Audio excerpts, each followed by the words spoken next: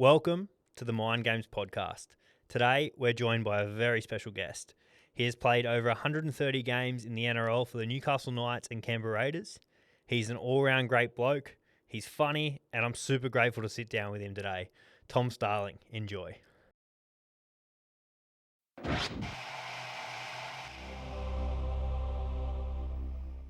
Tommy Starling, how you going, mate? Good, Mitchy. How you going, brother? Good, thank you, mate. Mate, first of all, super grateful for you to take your time out and buy a week off. You made a big trip down to come see me. So, mate, I really appreciate this. Super grateful for your support and the help you've given me with this is awesome. So, mate, I really appreciate that. Thanks for having me on, mate. I'm looking forward to it. It's looking good in here, so can't wait to get into it. Yeah, have a bit of a yarn, chew some fat, and hopefully some people can get a little bit out of it. Yeah, 100%, mate. I reckon for sure. Yeah, mate. Start off I've obviously known you a little bit of time. I've known you since you were probably how old were you when you started playing cricket with my brother? 9 or 10 or 12? Okay. Yeah, probably a 10, 11. Yeah, okay. It all gets blurred into one. Yeah. But yeah, I'll probably... Yeah, I don't know. It was around that, probably 9, 10, 11. Yeah, like okay. that. Anyway. Well, it's funny because I'll give it a little bit of a story that people can... And I'll actually let you have the floor on this, but there's a story that every time you and I have a beer or you and my brother have a beer and we end up FaceTiming my old man. And, it doesn't matter what time of the morning, like afternoon or morning it is. He's getting a FaceTime or a call. Poor Ray boy, but... Yeah, mate, let us in on the story. So playing cricket with my little brother, my old man was one of the coaches. Yeah. So I wasn't the best cricketer. I used to go at... No, tell the real story. Yeah, You're a gun. You're a freak. Nah, I wasn't. I was the opening batter with your brother, and I used to always just face the first ball, take the heat. You know, the bloke was bowling 180, wasn't he? Yeah, this dude. Yeah. It was the next Brett Lee they used to call this kid, but we're playing like a 2020 up at Doilo, and we're playing the age group above. So this team was a gun side, and we're playing them, and I can't remember this kid's name. He was a gun fast bowler, and all the way up, our family friend and our head coach Troy was telling me how good this fast bowler is. And I'm a pretty confident fella. I was telling Troy I'm going to hit this bloke for a 6, and I'm just chatting it up anyway. So I've gone out there, dragged me bat out there, and watched this. He bowled this ball and it just whizzed straight past me, and I didn't even see that thing. And I was like, oh my god, that was fast. And then next ball, same thing. He bounces me, and it's I've swung at it, I've missed it. It's skimmed off the top of my helmet and gone for 6. And Troy, he was the umpire. He looked at me and goes, "You hit that?" And I said, "Yeah, I touched it, nicked me bat, I think," and something like that. But I had this big red mark across my helmet. They couldn't find the ball, went that far off my head, and then I think next ball he clean bowled me middle stump. So. I do tend to tell the story on the piss. Yeah, the ball's still going. Yeah, I hit it back over his head, and but yeah, that was the true story. But we, I tried. If I tell people about my, I think it was my only ever 6 in a game of cricket. To be fair, I might have hit one more, but I'll tell him I hit it straight back over his head. But yeah, it's a good story that Ray boys get to the phone call I love it. At 2, 3, 4 o'clock in the morning. And you know what, mate? I don't reckon he'd change that for the world. He loves it. Yeah, he loves getting that phone call. It's a good phone call. It is. It's he has to wake up, roll out of bed. He knows when he sees my phone, my number come up. He knows what story's coming. So yeah, that's great. Well, mate, I guess we've given a little bit of background on how we sort of know each other, but I guess let's just talk about the current season for the moment. Like, congratulations on how it's sort of gone so far.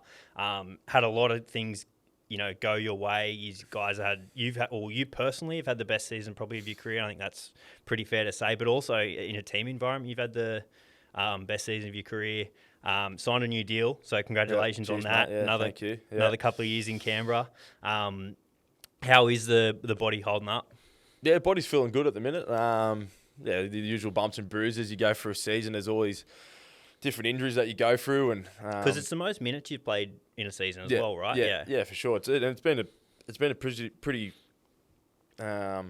physically demanding season as well with our travel schedule and stuff like that. And so body's feeling good. You go through patches where your body feels good and sometimes doesn't feel so good, and the club are really good at looking after us and making sure we're physically ready to go and making sure that everyone's looked after. And if you do need a day or two off there at training, that we'll get that. But we've been really excited about our training, how we've been training. It's probably been our massive turnaround this year.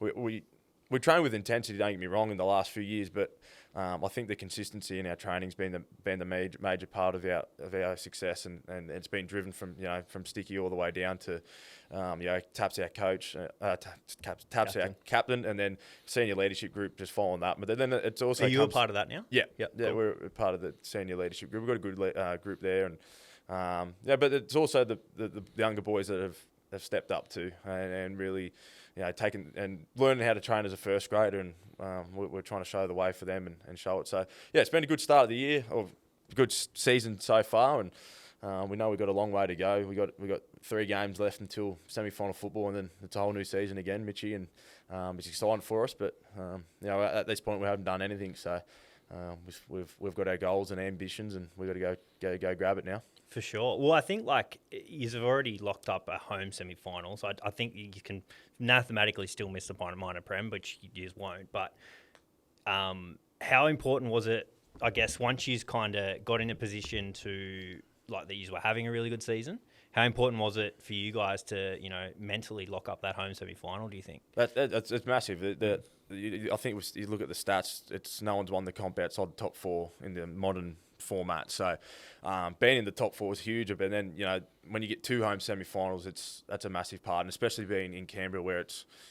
you do get 2 we if you win? We do two in Canberra. They had it in 2019 there, and they had some extra seats and stuff there. So I remember being there for that. I didn't plan it obviously, but that was pumping there. That was probably the best environment I've been a part of, and so yeah, the 2 home semis is massive, especially for us being Canberra and having it being in Canberra. Like I know in Sydney here it might be a little bit different where teams are sharing a stadium and stuff like that. So we get our home shared, our home we get to sleep in our own bed and stuff like that. So it's going to be huge, and the fans, it's what the fans deserve. They come out every week, and some pretty tough conditions and support us. So that's something that we've been speaking about, is making sure we get that 2 home semi-finals, and Stick's been pretty vocal to us about winning the minor premiership too. So awesome. We're chasing that, and hopefully some exciting times ahead down in Canberra with some home semi-finals. How good's that? Question off the back of that. So you mentioned the consistency in the team's training, and the being driven from Stick all the way to Taps, all the way down to the junior boys. How was it? Did you see a massive difference looking back at the preseason now? Was there a shift in intensity? Was there a shift in mindset? Was there? I think, sorry, Mitch. Probably a bit of both. I think us missing the 8 last year was probably a kick in the butt that we needed. At the time, it sucked and stuff like that, but it showed that something needed to change, and not a whole lot, but there needed something needs to change, and because there's never a personnel issue. Your middle's probably the best in the comp, right? 100%, including the 9. We will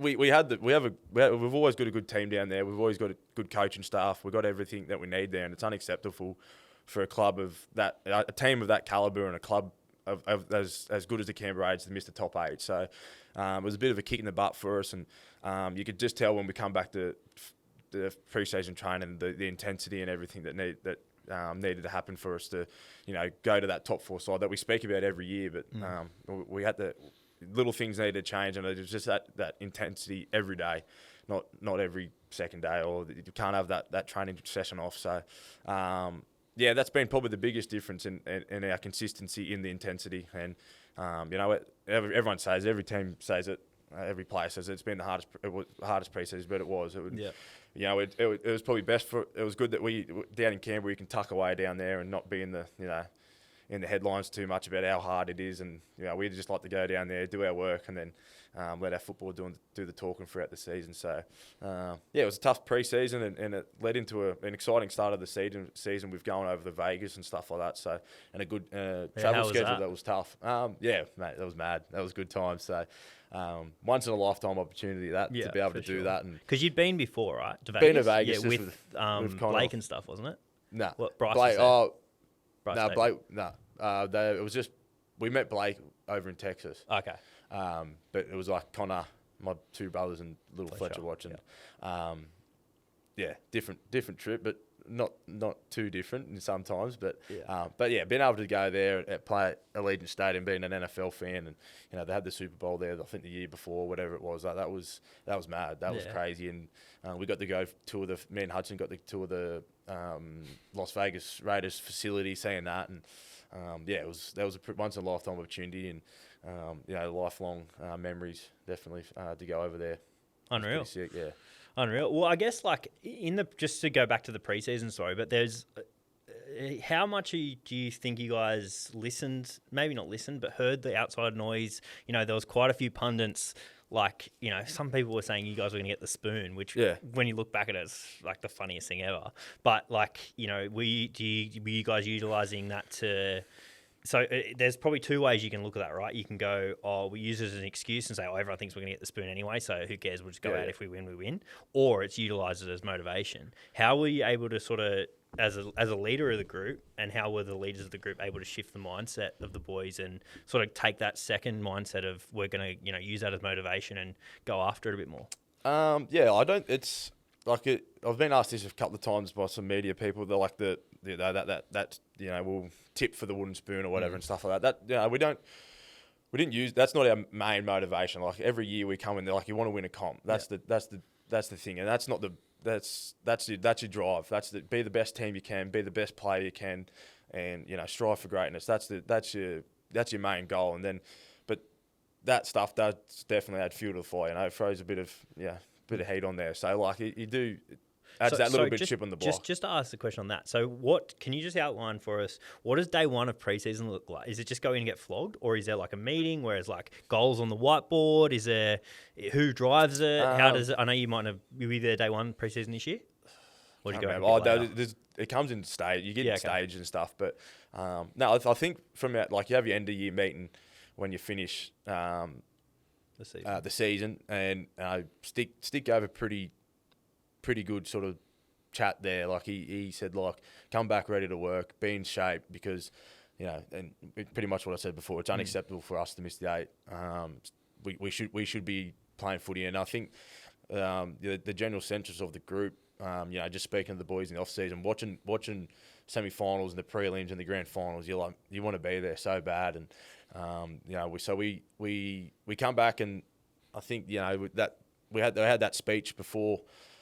Coming back, and then when we come back, obviously Stick checks in, and it's like lock in, let's go. We've got to hit the ground running here, and I think it was just that mindset over the off break, get your time off, but come back in ready to go and ready to hit the ground running, because you'll get left behind, because we'll coming in.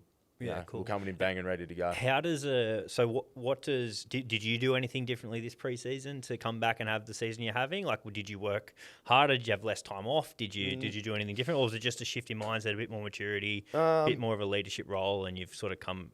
Yeah, I think I think the change in the roles obviously probably helped me a little bit. Obviously, not coming off the bench is a bit of a different one for me. I've always been coming off the bench, and it's probably just a bigger portion size, so I can go out there and show what I've got.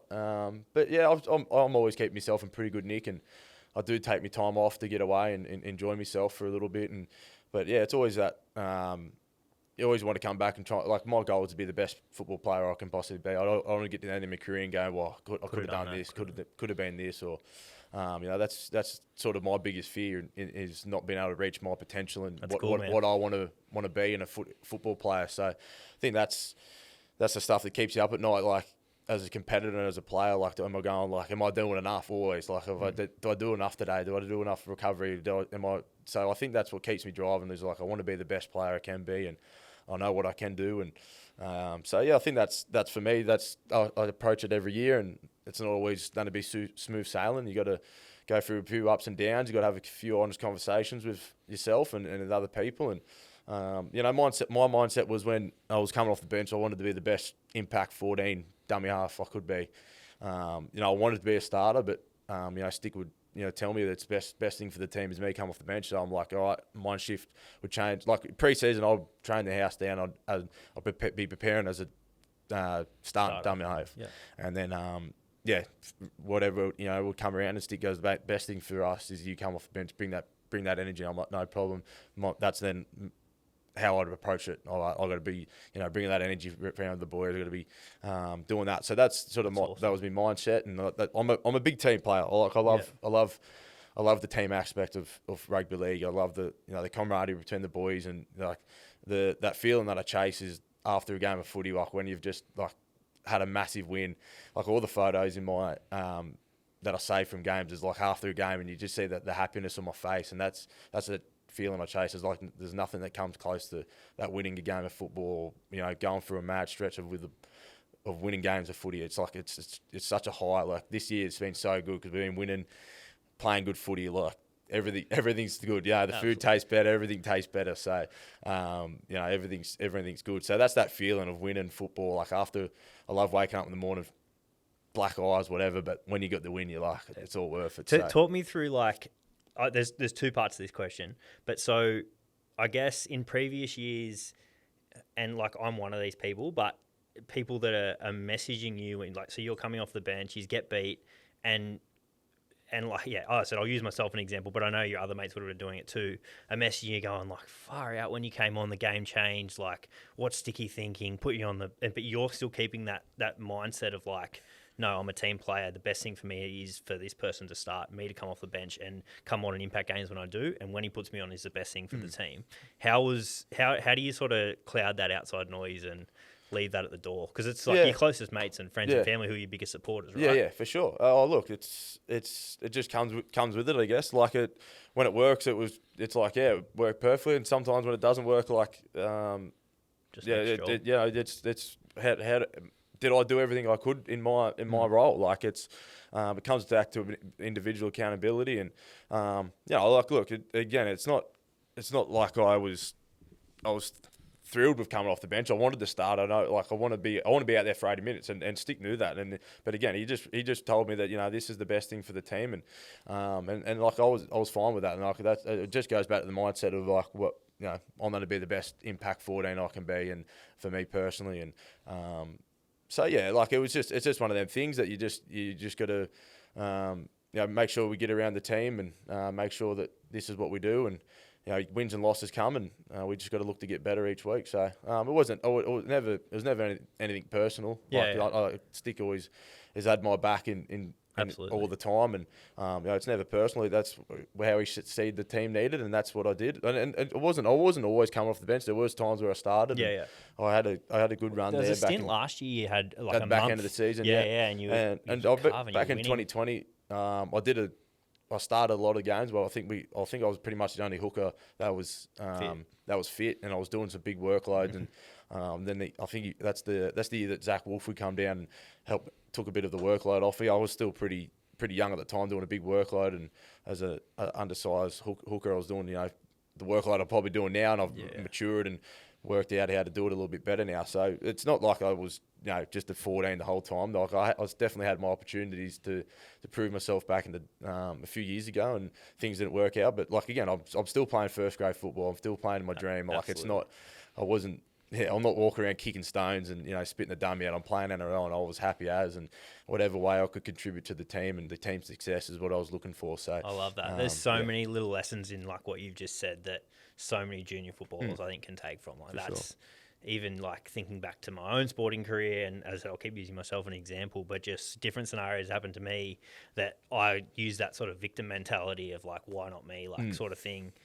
Coming through, but had I had that mindset, it would have been a completely different scenario, which is really cool. And I think like off the back of that, it's a similar sort of mindset, but like just going back to the outside noise of the pundits and different things sort of saying, you were going to come down the bottom and blah, blah, blah. I'd love to know how Sticky approached that. So did he even address it? Yeah. He did? Yeah, for sure. Like, you can't block it out. Like I know everyone's like block out the noise, like it's there. You're not going to avoid it. And I think I like to look into it. Like it's the narrative of who you are and like if it's a team thing, it's what your team's perceived on the outside. Yeah. And the only way to change that is with your actions. So results.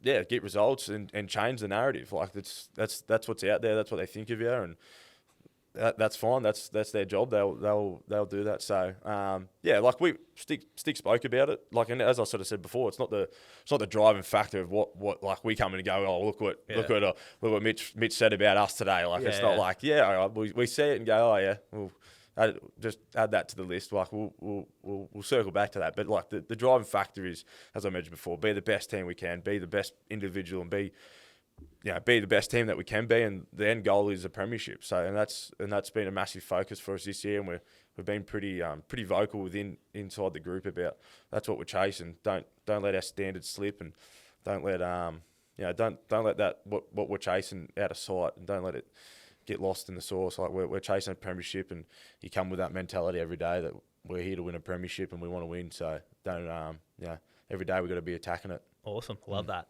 Mate, going to shift it a little bit. So we're going to go back to young Tommy. So Windsor Wolves Junior, another Penrith Junior in the NRL. Yeah.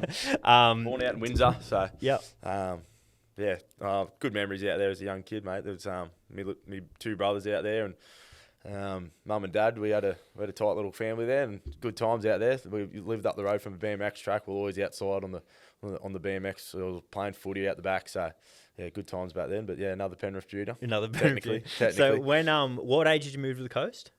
So yeah, I was out at Windsor. Well, then we moved over to Oakville for a year. Played for the Hills Bulls, another pretty famous local team. So played them for a year. Ryan Pappenhausen actually was in that side, so not bad. Who was the coach? He'd be out there claiming both of you, surely. Coach in under sixes. I think my dad might have been in amongst it somewhere. Big but, I don't know. I can't remember. Anyway, but yeah, I moved up to the Voca when we were 10, 11, I think. I was 10, 11, so I don't know what year that was, but yeah, someone do the math. But yeah, so still pretty young. Still haven't sort of just starting primary school and stuff like that. So yeah. Yeah, cool. And then, so started playing at Kingumber Colts. Yep. Were you straight in the ones? I think so. Straight in the ones. Yeah.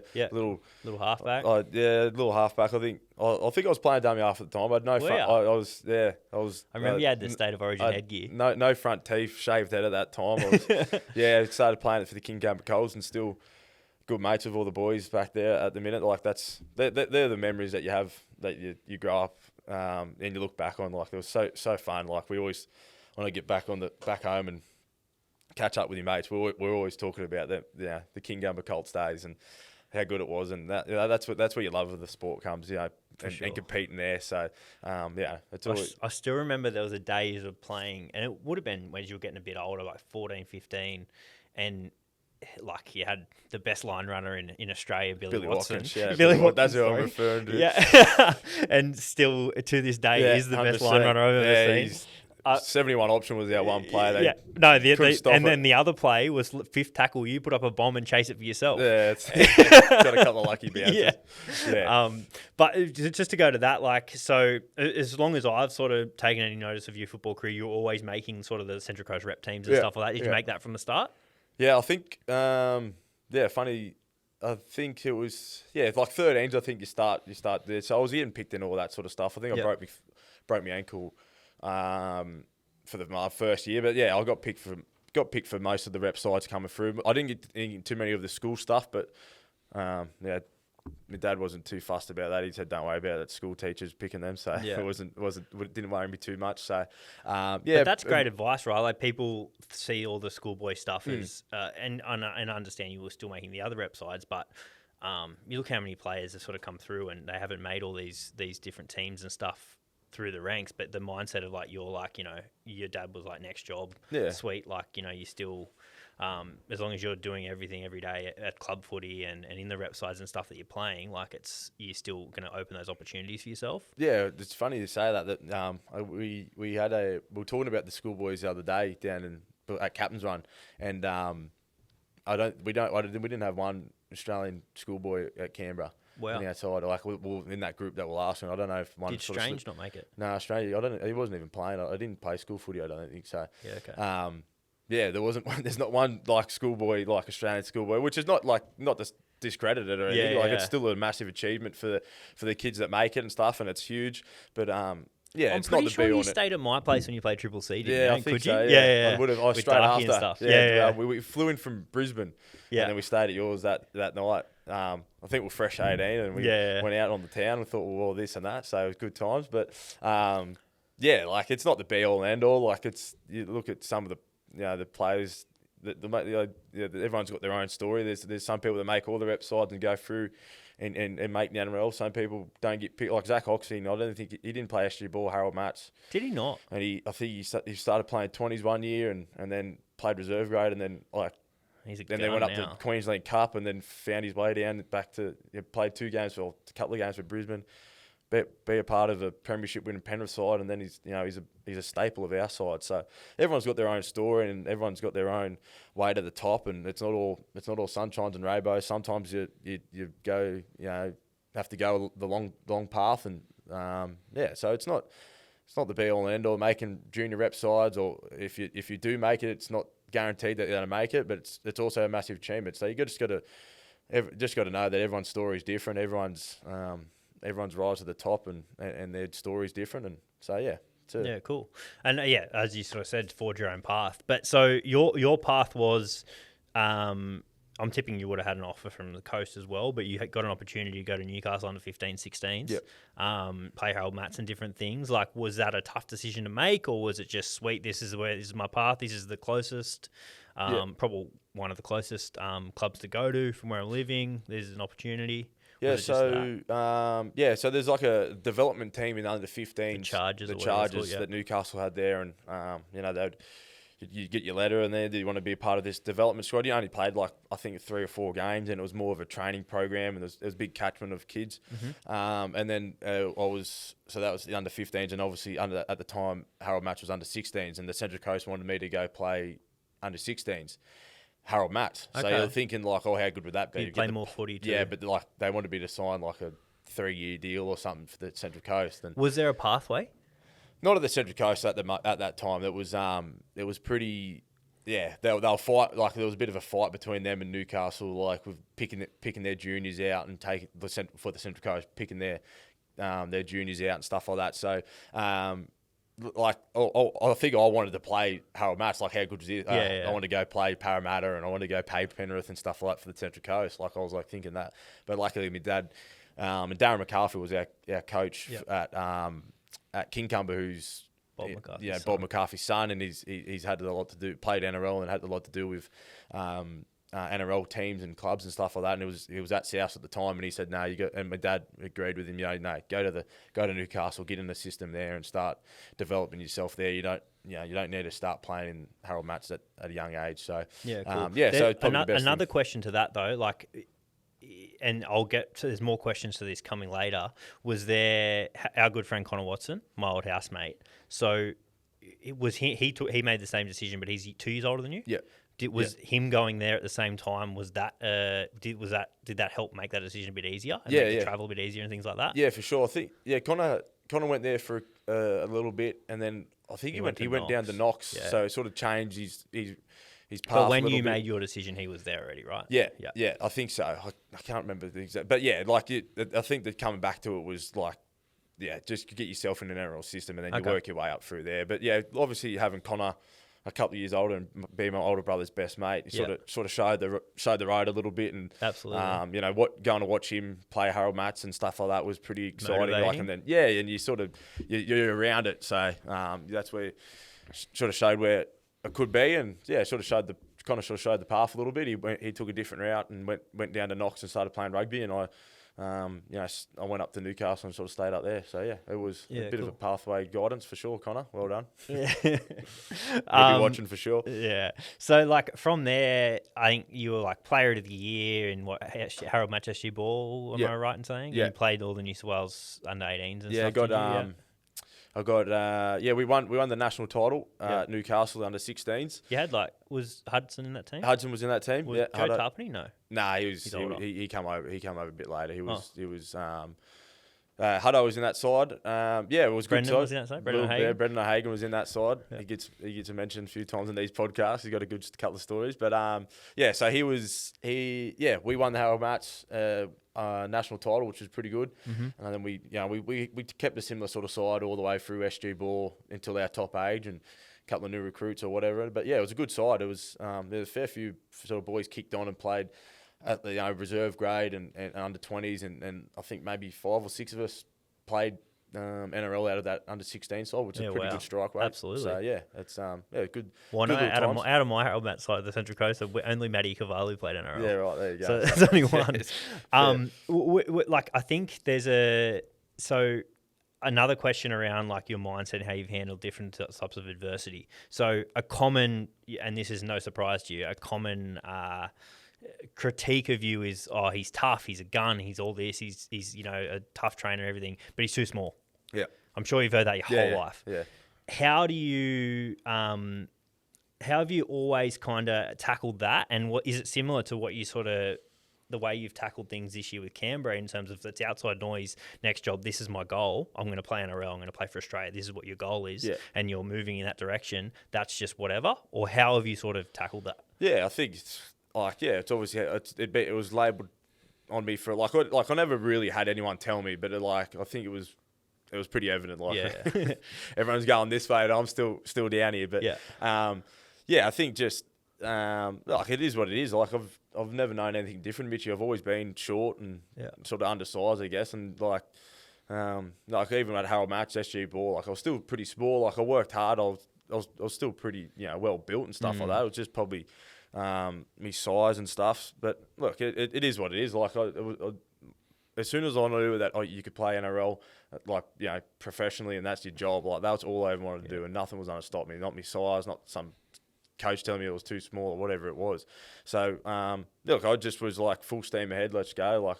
May as well give it a crack. I didn't want to look back and go, dip my toe in because I thought I was too small. I don't know anything different, Mitch. So I just wanted to.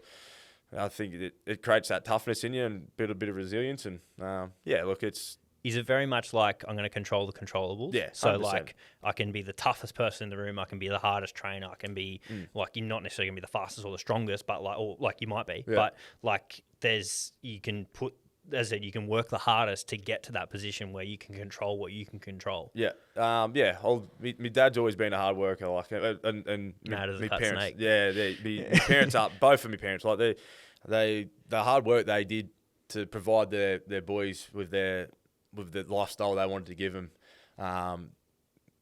living in a nice place up at Avoca Beach and getting everything, that we needed. It was, don't get me wrong, we weren't rolling in it. They'd commute back and forth from Sydney every day. Dad's a bricklayer.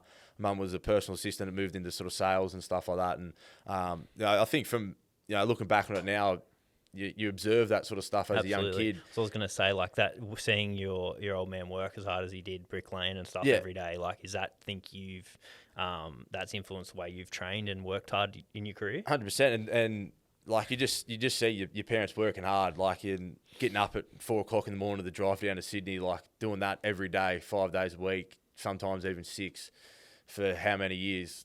That was their goal. They come together and they wanted to raise their kids up on the Central Coast, and they knew it would be challenging near to be able to commute back and forth and the hard work and so you learn that stuff as you pick that up as a kid. You see the hard work, and then even my dad training, he'll get in the gym and he'll bench press, he'll get in there on the box and bag. He loved doing that. He loved training. He showed me a good work ethic from a young age. He'd go, come on, let's go train, and we'd be out there lifting weights and stuff like that, doing squats, push-ups, and we'd have chin-up competitions amongst my brothers and stuff like that. And, the lessons that he would say, you just got to work. If you want something, just go out and work hard, put your head down, and you just got to do it. If you want it, you just got to work hard for it. And, that's cool. Ever since I was a young kid, I knew that training hard would get you places, and I was right into watching motivational stuff. I love all that sort of stuff. I'd be on YouTube watching people do these workouts and stuff like that, and I'd go at the front and just do these random. I remember we had dad made a brick letterbox, and I'd be doing box jumps on top of that, when I was sort of 15, 16, just watching clips of people training in the NFL or NRL or whatever it was, and I'd go out there and just start doing this stuff. And Dad loved his training, so he was always out there training with me in the hot heat and running up the hill or whatever it was. So we're always into training hard and stuff like that. So, but definitely learn a lot without even really realising at the time that you learn something here about hard work, and if you want something, go and get it. Cool. Don't sit on your hands. And then, I guess, So to shift it through, like you obviously progressed through at Newcastle, made your debut at Newcastle. When you were, I guess, on the verge of sort of coming through, so you were playing New South Wales Cup and different things, was there similar type of people in the club with their training? Like I know, for example, we were going to mention Connor again, but someone like him, he's always, everyone sort of said to me, he's the fittest in everything. Yeah. He's always been one of the hardest trainers. Is there people like Connor or Piercy or whoever at the club that you're sort of seeing these guys, excel? And that's another thing to strive for with that. Yeah, for sure. Like, as you mentioned, Connor, like we'd always been in and around each other when we're back home and stuff, and we'd train together. And you pick up things through. It's hard to sort of pinpoint a couple of players, but the hard work that some people put in. It just doesn't happen on the weekend, and you pick up different things from different trainers throughout the years. And I could sit here all day and talk about some of the best trainers that I've been around, and there's been some really good ones, But I think just from a young age, like as I sort of mentioned before, my dad was always into me. Like I think Dad knew that I was probably too small, not too small, but he knew I was small. And he used to always, Dad played a bit of footy back in the day, and he would say, he'd used to joke.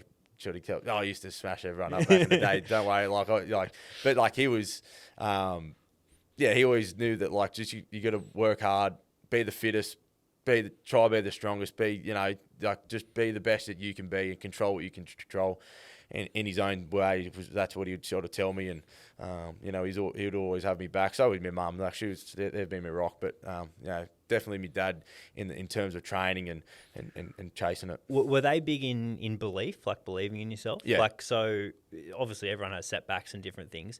And actually, I'm going to tell a little bit of a story here, but I think this, and I don't know if you'd even remember this, and he probably said it to you a million times. So there was probably, it probably just became a thing to you. But there was a night where you came down. I don't know if it was the same night we were talking about earlier, and you stayed at my place. And Connor was referring to something as in like it's an absolute given, like it's an absolute certainty. He goes, it's basically like whether Tom Starling's going to play NRL. And you would have been, how old were you when you debuted, 20? 20. Yeah, well, so it would 20, have been 2 years before that. So you would have been 18. Yeah, 20. Yeah, 20. And you would have been 18 because we were drinking, so we would have been 18. But Connor was referring to something as an absolute given, and he goes, it's basically just like if Tom Starling's going to play NRL or not. Yeah. So having your brother's best mate, a really close mate of yours, someone who's forged their own path and came from the same junior club, same school, like all these sort of things, someone I'm sure you looked up to your whole life without giving him too much of a rap, giving you like this sort of belief just in passing. And I'm sure it was a common thing, but that was one thing that I just remember from like 10 years ago. Yeah. That I was like, fuck, that's pretty cool. And in my mind, I was like, yeah, of course he's going to play. Like, look at him. He's played in all the state teams and stuff, whatever. Did you think that subconsciously helped with your belief, or you just a confident person, or? No, yeah, for sure. Like it's pretty, like we had a tight little group of friends back home. Like everyone knows everyone, and like I'd hang out with my older, like Connor and like my older brother's mates, and then I'd hang out with my little brother's mates. Like we're all pretty tight, and so I think there's that belief in each other. And like obviously haven't seen Connor do it a couple of years before me. Like he debuted pretty young, I think, at the Roosters, and I remember being at his debut game and in the rain at Penrith. Allianz against Penrith. Like Connor sort of showing the way how to do it a little bit. Like don't want to give him too much of a big head because he's already got a big enough head. But like or fumbles. You look up the older brother and his mates and stuff like that. So we've all got each other's backs, and I think Connor's the best. Dummy half out there, and I think like I've always got his back, and the same as like all my mates. Like I've just like you always believe in your mates, and because I guess you've seen how hard he's worked for it and stuff like that, and he's probably seen how hard I've worked for it. So belief in each other, I think it goes a long way for sure, Mitchy. Yeah, cool. So then I guess off the back of that, you sort of progress through. You make your debut the final round in 2018, sorry. 2018. For the Knights, came on off the bench, played solid, played well. End of the season, how's your mindset? Like, you've just achieved your dream, off contract. Yeah. Talk us through this little period. Yeah, it was a bit of a funny one, I think. Obviously just debuted like top of the world, like wow, like you've just achieved everything in your life that you wanted to do, play NRL, like. Mm-hmm. You always sort of said to yourself, I just want to get one, and then get one. You're like, once you get one, you want to get 50. It keeps going like that. But like, so I got to where you wanted to get to, and I was coming off contract and we were playing. I was sort of in and out of reserve grade in 20s that year.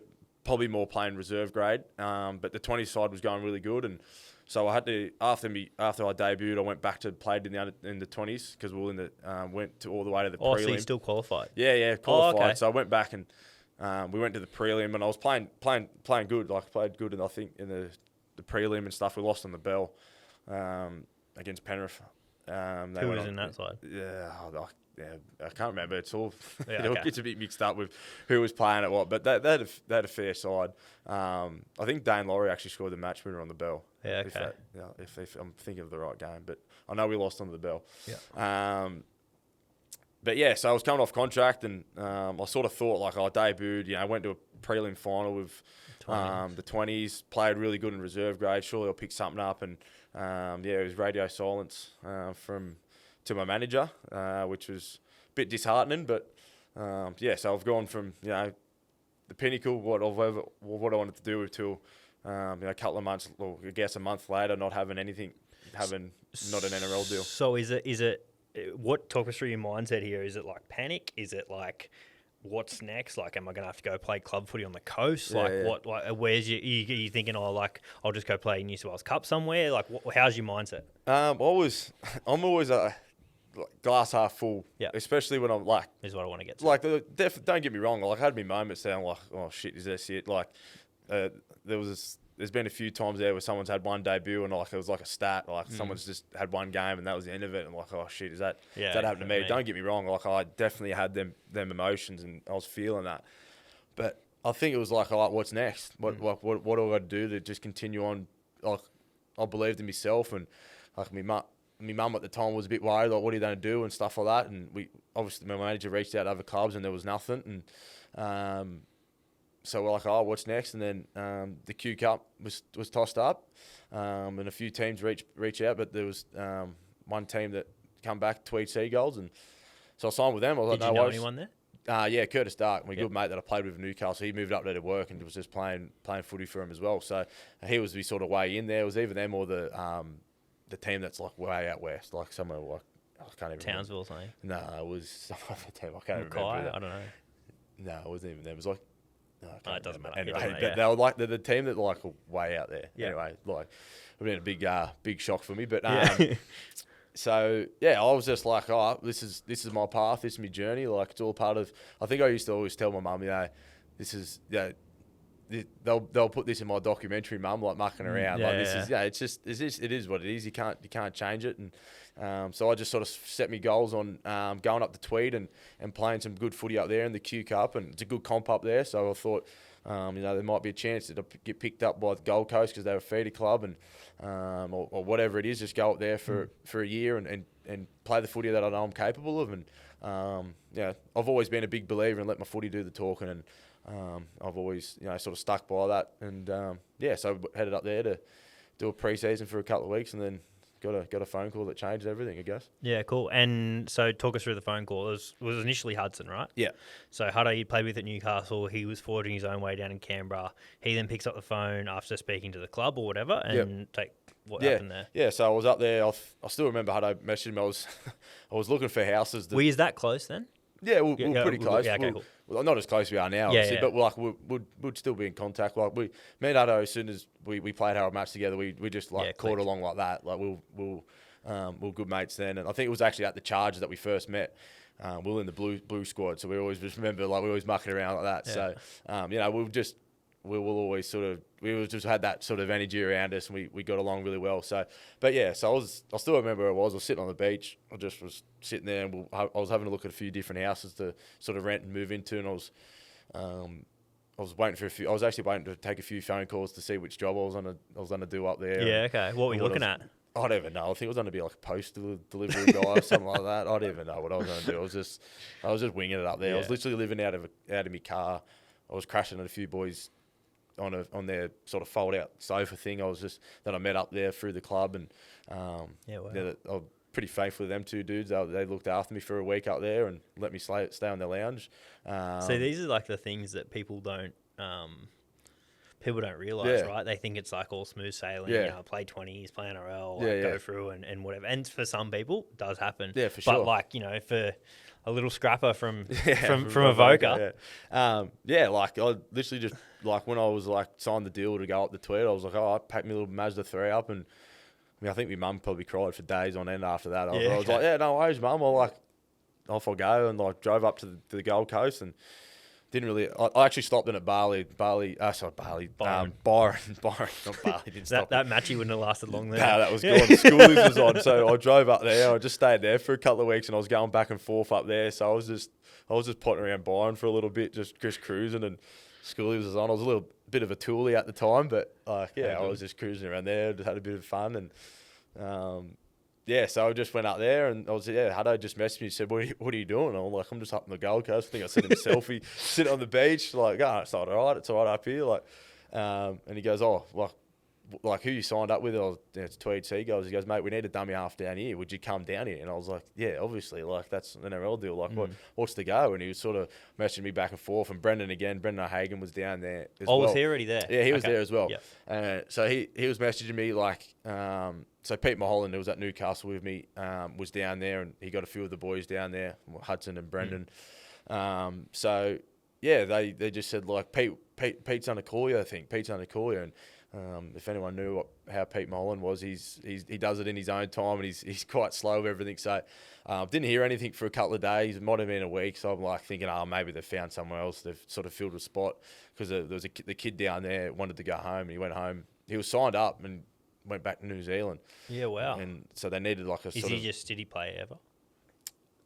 Don't think so. Okay. Yeah, don't know. I don't think so. Anyway, so he got homesick, wanted to go home, so they needed a sort of young hooker that could play reserve grade, and so I just sort of sat around my phone, sort of waiting for this call, and like it didn't end up coming. So I ended up, you like talking to your mum, going, yeah, I think I'm going to Canberra. I sort of mentioned it to her, and I was like, oh, maybe, and then I was supposed to sign with Curtis, my mate, we like signed a lease to the house. Oh no.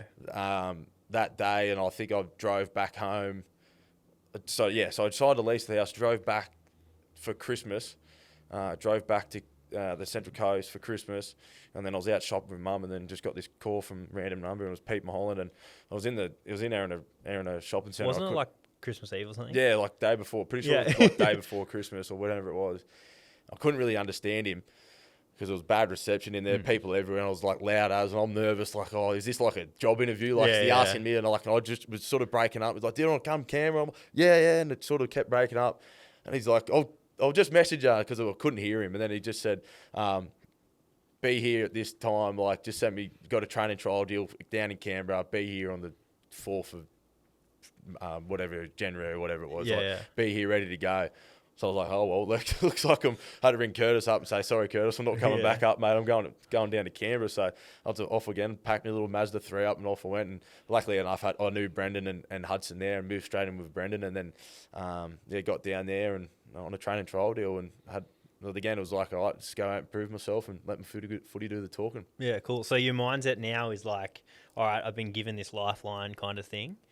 This is are you thinking, because initially, you know, when you're coming through at Newcastle, you're potentially going, yep, it's every step of the way, I'm ticking every box, I'm getting there, I'm playing 20s, I'm playing New South Wales Cup, now I've debuted in NRL, you know, now it kind of got ripped all away from you, now you've been given, without lack of a better word, a lifeline in Canberra. Are you like going to go in and prove myself, or how's your mindset now? Yeah, from that phone call, it was like, I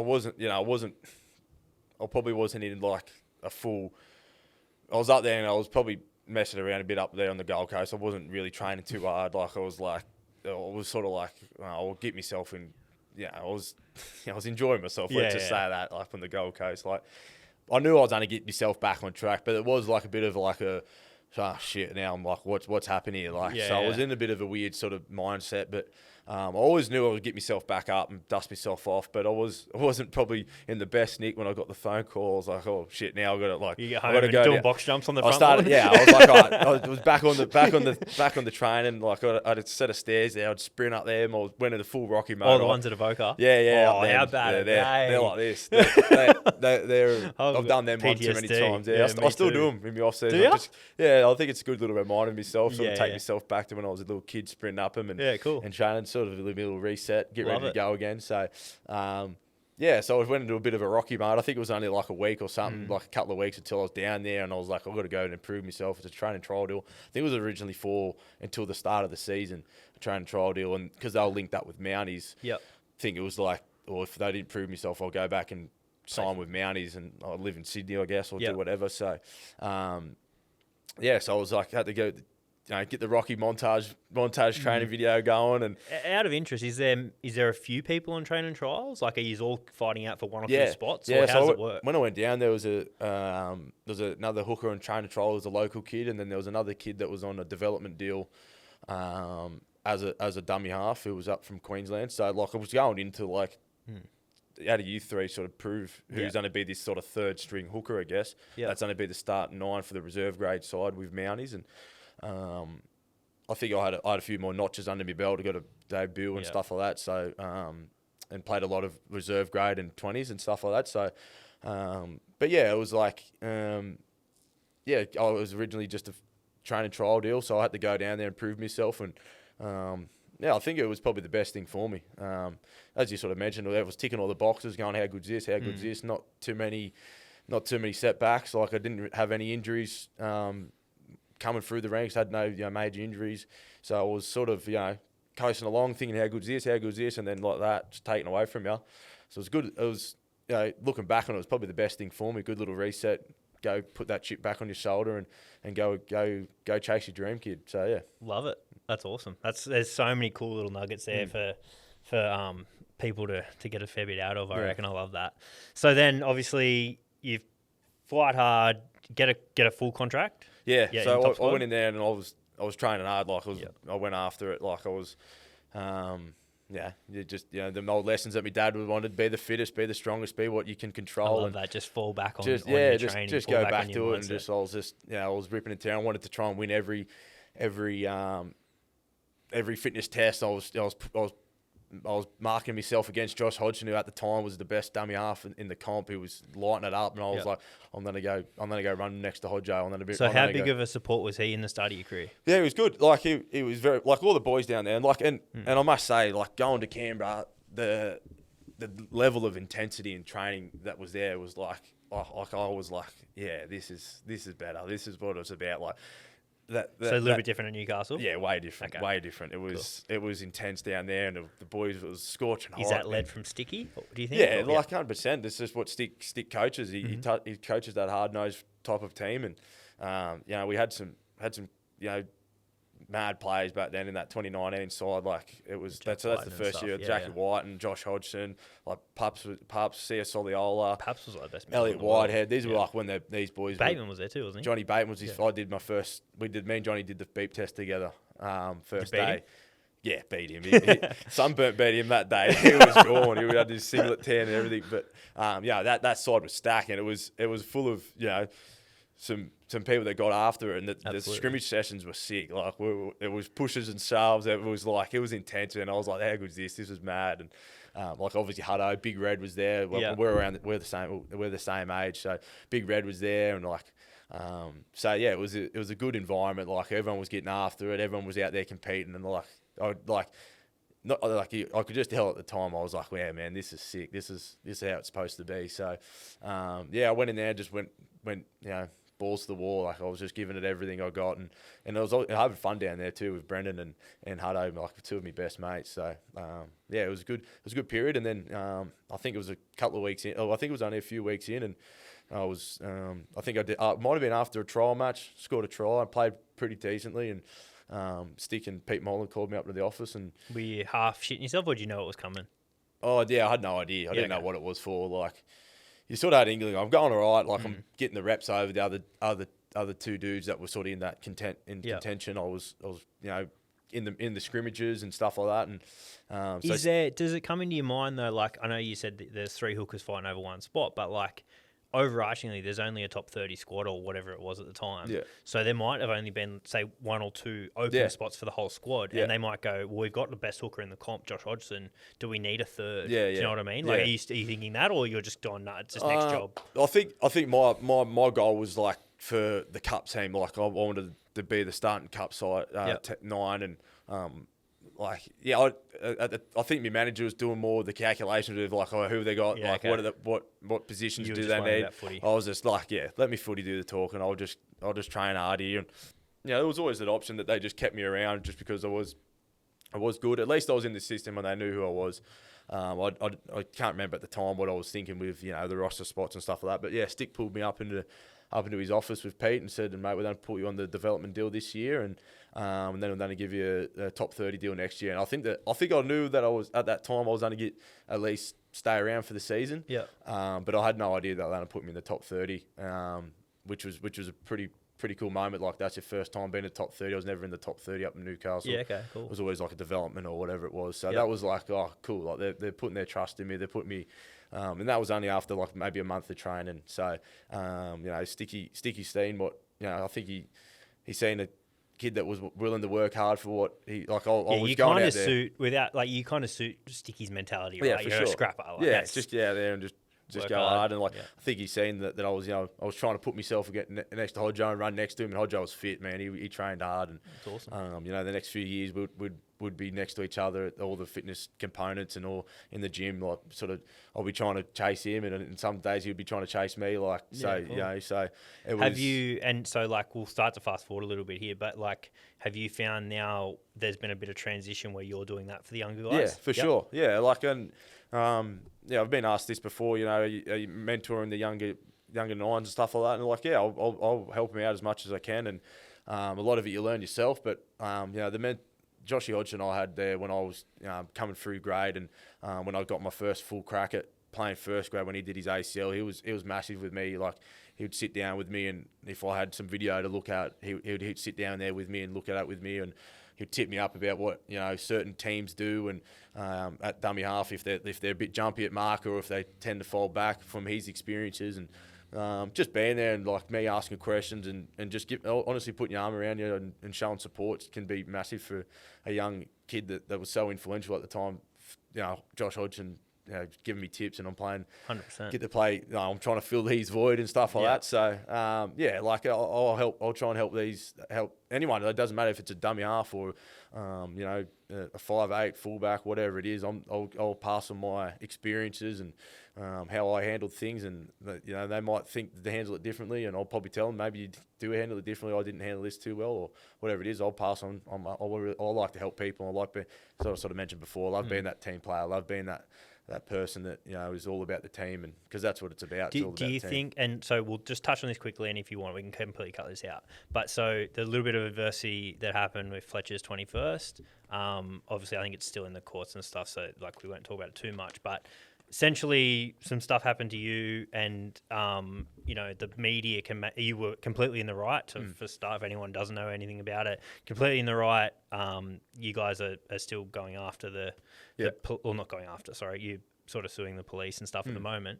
Do you think that team player and that next job mentality and that like hard work ethic and different things, is that why the Raiders backed you so hard through that period? Oh, for sure. Yeah. Oh, keep it in there, mate. I'm not scared to talk about it. And hopefully people someone can learn from it. If only one person can learn from what I went through. And I think just the person that I am, I was raised right. My parents did a really good job raising me and my brothers, and we're good people. There's not a bad bone in our body. I think everyone can vouch for that. Yeah. So like everyone loves my mum and dad, and our community got around us, and I think Stick knew that, the club knew that I was a good person, and Stick's main thing is if you get in trouble or whatever, something happens, is to tell him the truth. And I told him the truth, and he got on the front foot right away, which really helped me. It took a lot of the heat off what happened. I think he faced the media the next morning because I was supposed to report in 2 days later. I was supposed to report into training a couple of days later,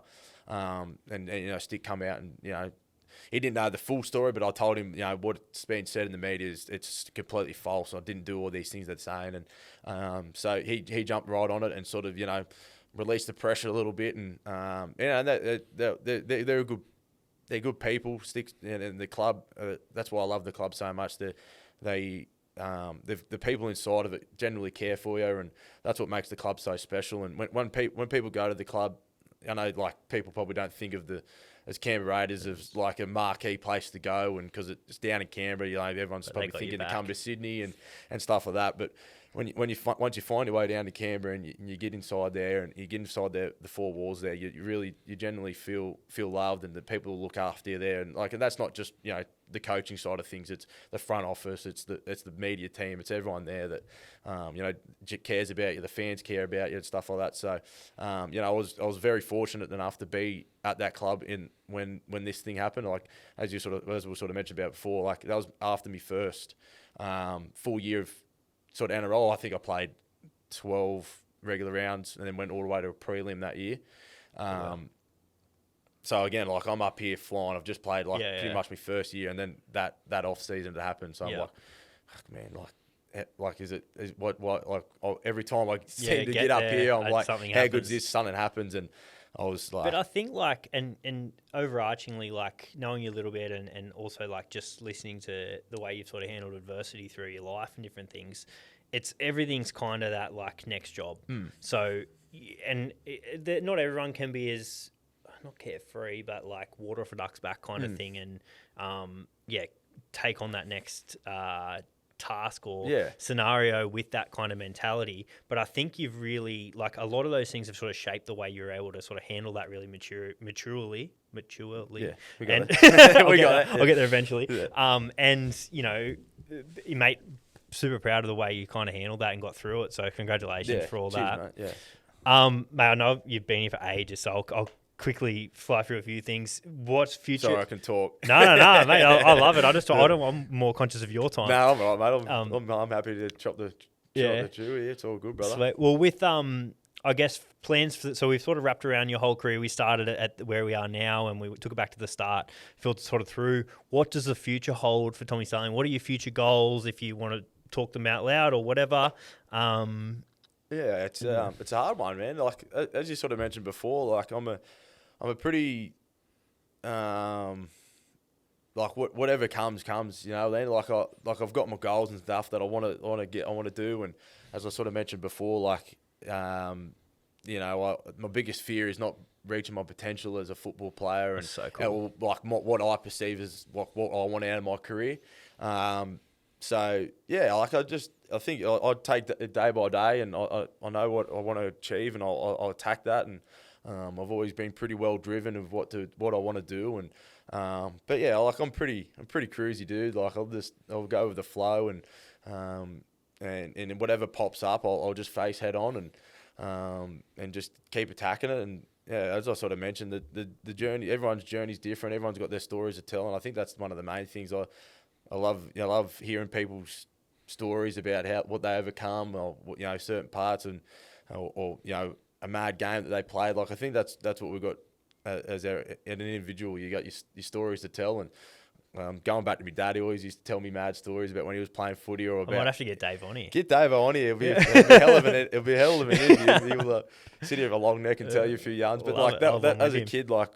I used to just be sitting there and listening to my dad tell these stories. Now I'm like, yeah, Dad, I've heard the stories, mate, when he keeps telling them. But, like I think that was a cool part of, like, when he did this, he had a lot of ACL injuries, and he had to come back from that. And I think just, one day I'll have kids and I'll be telling them these stories and how I overcome things and what I did. And so, yeah, again, I'll be telling these stories and at the pub one day. And so, yeah, I think I've got my goals I want to achieve, and it's obviously at the minute it's win a premiership. That's what you want to do, and keep being the best football player I can be and the best person I can be. Love it, mate. That's awesome. I guess you've sort of answered it a little bit there, but like in terms of, I guess, how you want to be remembered, both in Canberra and as a footy player. Yeah, and a player that everyone wanted to play with, mate. Like when I go into training, I'm so happy. Like I'll pinch myself that I'm playing in the NRL. I get to do this for a living. Like I get in there like happy as like I'm never sad. Like if, you know, the boy living out his dream, eh? Yeah, they're living your dream, man. And you pinch yourself like go back to my parents because they've obviously been a massive part of me. If they could get up at 4 o'clock in the morning to go to a job that they probably didn't like, like who am I to go? Like it sometimes shits me when you see people come into training like I've got to do this and that. I should be like, man, this is what we've got to do. Cool like, mentality. Probably when we're doing the beep test or something like that, you're a little bit like you enjoy that sort of stuff and like it's playing footy is like it honestly makes me so happy and like it just winning games of footy, going out there with your teammates that you build this bond with and that camaraderie, everything about it. Like I grew up with brothers, so it's such a boys' environment. Like we're all like it's just the best. Like so, I love playing footy. I'll just keep going in there with a smile on my face every day, but also having that edge that we're chasing something and having that steely-eyed focus on something that we want to achieve and enjoying it along the way, which is probably the main part. But having that goal and having that ambition to go out and chase something. So it's exciting, man. Like it's pretty exciting time of the season, and I'm so happy to do it with this group of boys that we're with right now. We're really really tight down there, so I'm excited for us and what we can achieve. I love that. I think you've probably, without even realising, maybe answered this already, but plans for post-career. So with what you've kind of mentioned there, you love going in there every day, is being a part of a club, in a coaching capacity or whatever. Is that ambition, or is it media, or is it other? Do you want to go lay bricks? Dad won't let me lay bricks. He did that for too many years, but I don't know, what will this podcast blow up? Maybe be a co-host or something like that, Mitch? You're welcome, mate. This is unreal. You're welcome anytime. I think, again, I don't know, man. Like, I'm just sort of like everything that I've done in my career. Are you doing any study or anything on the I'm doing my strength and conditioning course at the minute. Like, that's just something that I've always been into, like fitness. It's only going to help you, right? Yeah, Learning more and about understanding self, and feel like I'd be pretty good. I'm always energetic in the gym and doing stuff and getting the boys motivated and stuff like that. I think I'd be good at that, but I don't know if that's exactly what I want to do. But again, everything, I just sort of face things as they come, and I'll sort of just focus on playing footy at the minute and trying to be the best football player I can be. And at some point, I'll probably get to the end of my career and go, what do I do now? But being in and around footy, I think would be the main thing. Like, I don't know if it's coaching or whatever it is. I think I'd go all right at coaching young kids. I don't think I'd enjoy that. I know that's probably not your main job and something like that. But again, Mitchie, I don't really know. I'll just play it by ear and I'll find a passion, something after footy. But at the minute, it's full tilt footy. I just can't get enough of it. So all legs in, I love it. And sprinkle a little bit of golf in there. I love me golf, so definitely won't be going pro for that. We'll have to. We used to play a little bit of golf together, but we'll have to chop that up again soon. Yeah, for sure, mate. I really appreciate this. This has been awesome. I've got 3 quick fire questions to go at the end. To go. If you go back and talk to a 16-year-old Tom, what would you tell him? Keep doing you, kid. I don't wouldn't change anything. Like, I'll probably change that dark period where I got arrested and stuff like that. That was a pretty shit time for my family and me personally. But I think that 16-year-old kid's attitude towards life and towards playing footy and hanging out with his mates and being a good mate, I think I still think of today I'm still that 16-year-old kid. So I know this is supposed to be a quick fire question, but it's fine. Go for it. Yeah, I think I wouldn't change a whole lot, to be fair, mate. Like I've strap yourself in, definitely strap yourself in. It's a hell of a journey, but mate, I think he had a good head on him back then, and he's still that 16-year-old kid that just wants to enjoy life, play footy, and I think the enjoy life part's a bit of it. Get around your mates and get around your family, and don't take the little things for granted. Love it. After a game, favourite cheat meal? Domino's Pizza Hut. Why would I? Domino's. Just both. Yeah. I was trying to think of the one that's close to me that I always order. Yeah. It's a pepperoni pizza with the crust and that. Yeah, I do smack one of them. Probably that would be my go-to. Can be dead or alive. You're going out to play golf tomorrow at your favourite golf course. You got 3 other people to play with. Who you taking? Anyone in the world. I reckon one of them's doing these ones. Yeah, Johnny Manziel. I on the way down here, I was listening to his podcast. So I was with Mike Evans, that one. Yeah, the Glory Days one. Yeah, Johnny, get me on. Yeah, big time. Manziel, he was like when I started watching college football, he was the man. So that's why I started going for Texas A&M, and like he just took over the world. And I was like, oh, how good's this? Is this what happens all the time? But Manziel, because he can play golf too. He's a stick. So go Johnny. Man, that's tough. I'll probably go. I don't know how good he'd be at golf, but he'd be maybe for the beers after. Yeah. And if we get into a scrap in the car park or something, he'd be all right. McGregor, I've got the little Irish tattoo thing down there. McGregor, so I'll probably go Connor, and trying to think. At the minute, I'll probably go Lamar Jackson because he's the man. I'm a Baltimore Ravens fan. Like what I was sort of saying before, watching them videos was like Ray Lewis. Like I just watched Ray Lewis highlight videos. Like this dude's an animal, and so that's when I started going for Baltimore. Had my Ray Lewis jersey and stuff like that, and then Lamar Jackson has just been an absolute freak. So I'll go Lamar Jackson. How many was it? 3? Yeah, I'll go them 3. That's pretty good. Mate, good I'll lineup. well and truly carry your bags around. Mate, I'm super grateful for today. I really appreciate your support with this, and mate, good luck for the rest of the season, and I can't wait to see you lift a trophy. Are you sure you're as a Penrith fan? Mate, if you can lift a trophy, I'm happy with that. Thanks, Bitchy. Thanks for having me on, mate. It's I love the idea of this, mate. So hopefully someone can learn something from it and get a bit of a yarn. So mate, I'm thanks sure for they having us will. on. It's great little nuggets in there. So Man. cheers, Tommy. Thanks, good, mate. brother. Thank you, brother. Brother, that was awesome. All good, lad.